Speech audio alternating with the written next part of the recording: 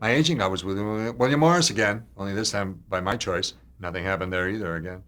And she called me, Tony called me and said, have you been nominated? I said, for what? She said, for Murrow. I said, I don't know.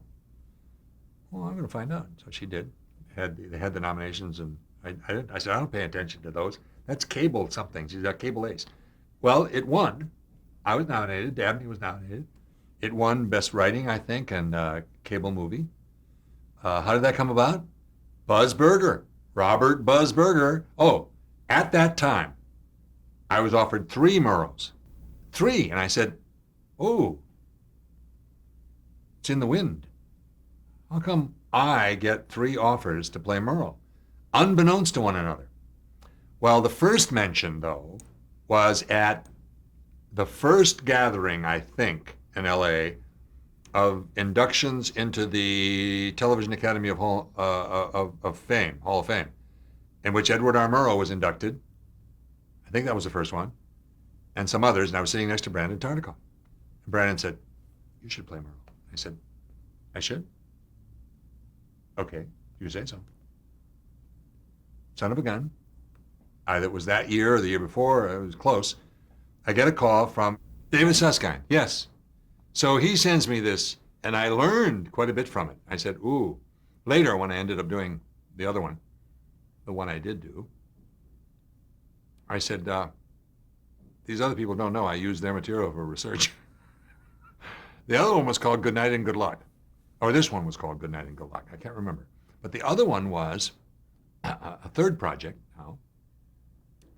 I forget who that was. It wasn't set to go, but the material was good. Again, different from this material. And the guy who wrote this was a name of a writer I remembered from live television, had won a couple of Emmys. Ernest Kenoy, of course. Now, I'm one of the few people in the other end of the business who would know his name, but I did from early television. I said, oh, it's Ernest Kenoy, Ernie Kenoy, they used to call him, but I didn't know him that well. So I said, well, this is good, because that stuff is very tough to write. It's cliche. It's shallow. I mean, superficial by its very nature. I mean, how much can you tell? It's a couple of hours, and it's melodramatic, apt to be melodramatic. But Murrow was well done. It was what it was, and didn't pretend to be anything more sophisticated. But it was done with a nice rhythm, stuck pretty close to facts.